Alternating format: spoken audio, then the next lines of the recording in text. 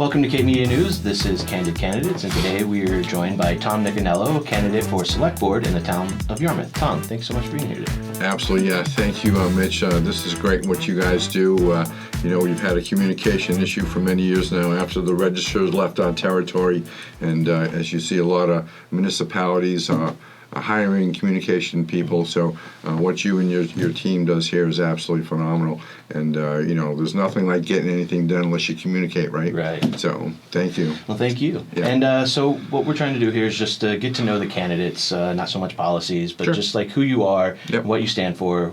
So just to start off, where are you from? How did you get to sitting here today? Right. Well, thanks again. That's a long story. I'll try to chop it up in a few minutes. I have been in Yarmouth just about all my life. My family had started a business back in the late 50s.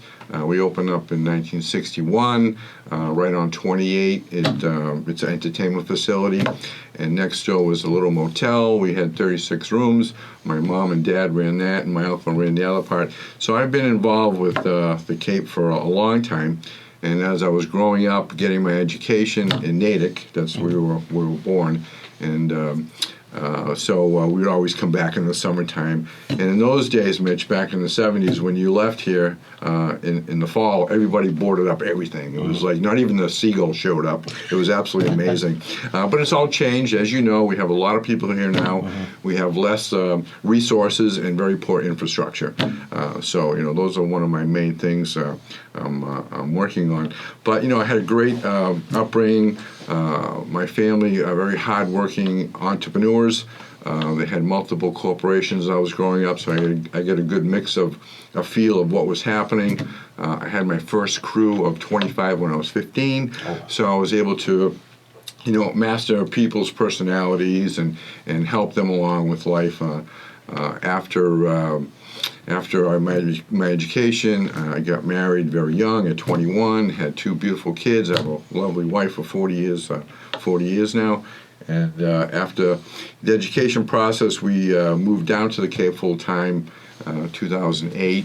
But we always came down I don't think I ever spent the summer in Natick, so it was always on Cape Cod because that's where you wanted to be, right? So then we opened up a little restaurant. One of the tenants on our property was getting rid of the restaurant, and my daughter and my son wanted to give it a shot, so we opened up the Route 28 Diner. Used to be Joe's Diner before that, and we were there for about 4,011 days, which is about 11 years. Made it through the pandemic. And then just after that, Mitch, nobody wanted to work. And I said to my kids, for 200 hours of employment, we can't really enjoy where we live. And it's difficult, right?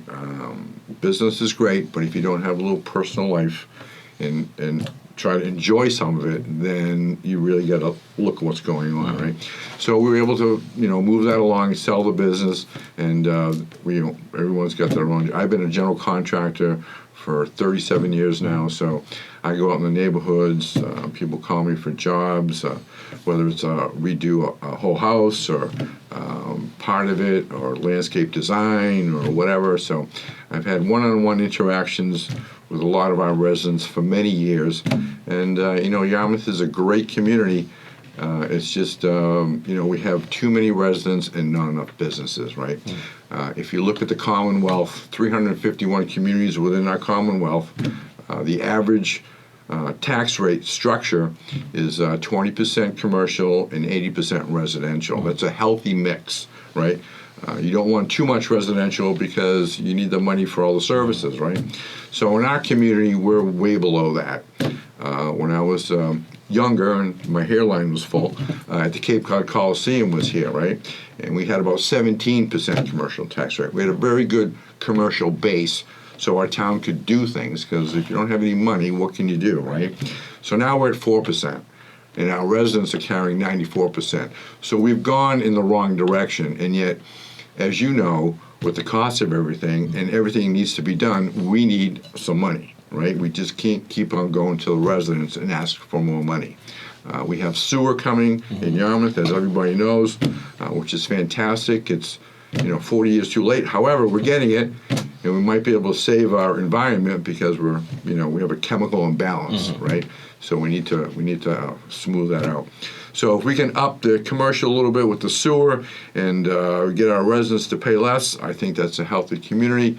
I've been here, like I said, all my life. I love Yarmouth, and I would just trying to spend the rest of my few days that I have helping to improve it for our residents and our business people. So I hope that helped. Yeah, that's interesting. I didn't realize the commercial to residential rate was so low in Yarmouth. Absolutely, And yes. We were looking at a story last year. I think there was somebody was trying to start like a go-kart business. Correct. On 28. I remember. And it just hit so many roads that they finally gave up on it, I do believe. Yeah. And it just seems like, do you think that might be an issue of like residents not realizing how little commercial is in Yarmouth? Well, as you know, everything is about education, right? So you have to educate people. And what I find is when I usually tell the story is people don't, they don't know that, right? Some businesses are typically funny. I mean, if it was a little grocery store, convenience store, but, we have loud go-karts with gas engines, right? And so it does perk up a little bit of interest for the surrounding neighbors, right? So, but on the other note, if it was something different, then it'd be okay. And I know that she did open up behind the mall. Oh, did she? Yeah, so okay. She did have a summer worth of activity, so she was able to employ people, right, pay taxes, and help Hyannis, which Hyannis has a 44% commercial tax rate. Oh, wow. So they're very good. They're a very healthy economy, but we just we need to move our numbers up. So shifting gears a little bit, I know you ran for the select board back in May. What was your deciding factor to get into the race and throw your name into the ring? Right. So thanks for the question. For many years now, my family has been active in the Chamber of Commerce, right?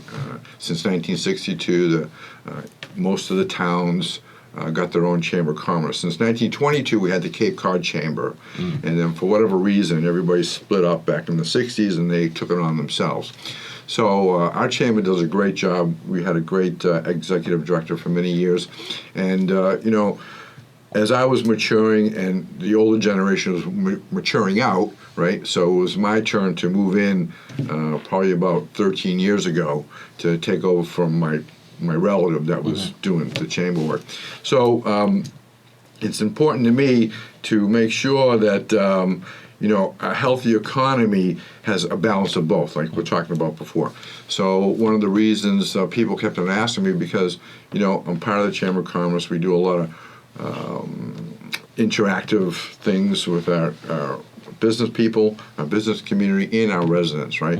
We're probably one of the only chambers that take on residents. You don't have to have a business to be part of our organization, right? You can be an individual, because it takes an individual to open a business, right? And sometimes an individual can be in Yarmouth for 10 years and then decide, I won't want to be in the business, right? So if you invite them in early, it only helps. It builds community, right?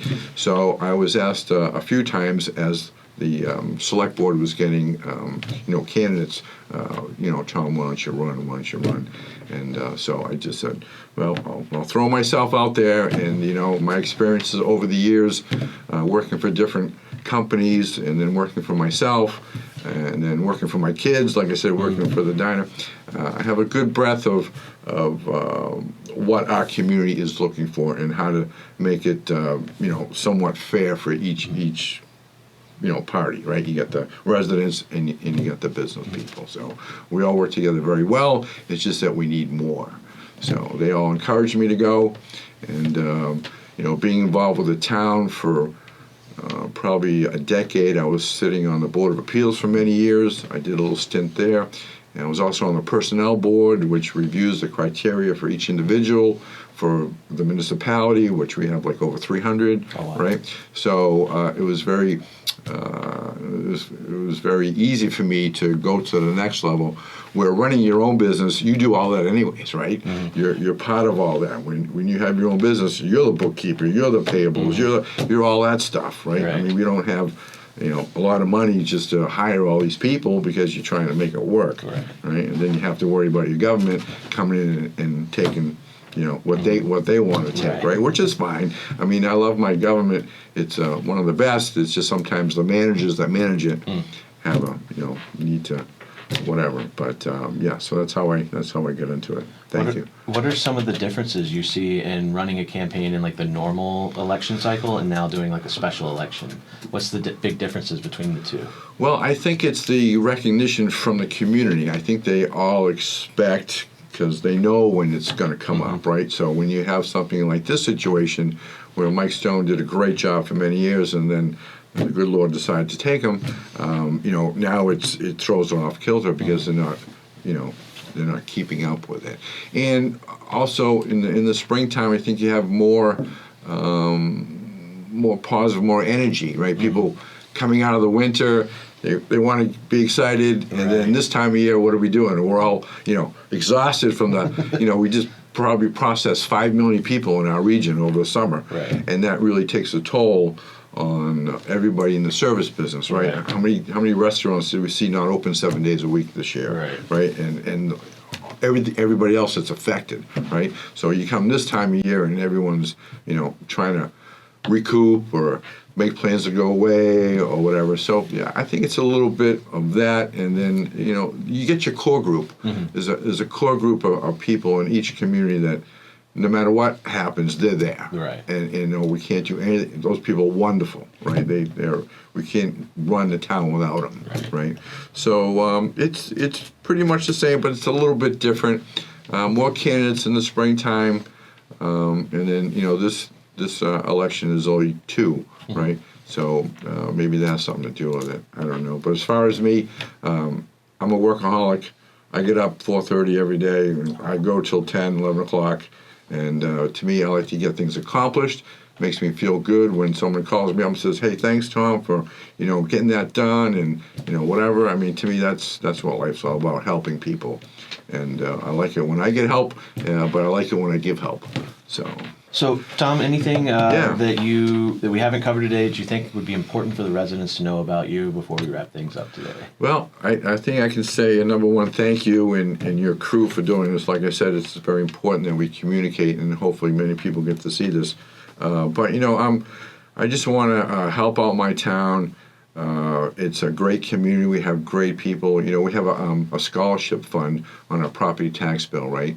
And people get to donate extra from the property tax.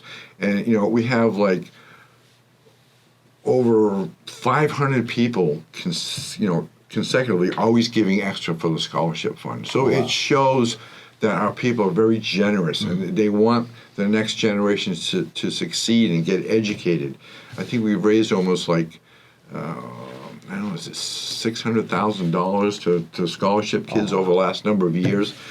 So these people are just fantastic, and I hope they get out and vote on December 7th, which is Saturday, Pearl Harbor Day, from 7 to 8.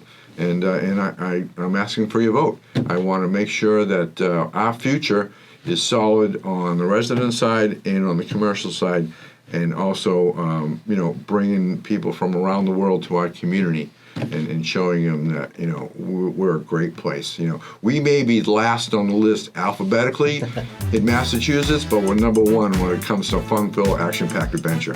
That's what I got to say. So awesome. Well, thank you so much for sitting down with us today. And my pleasure. Get out and vote on December 7th.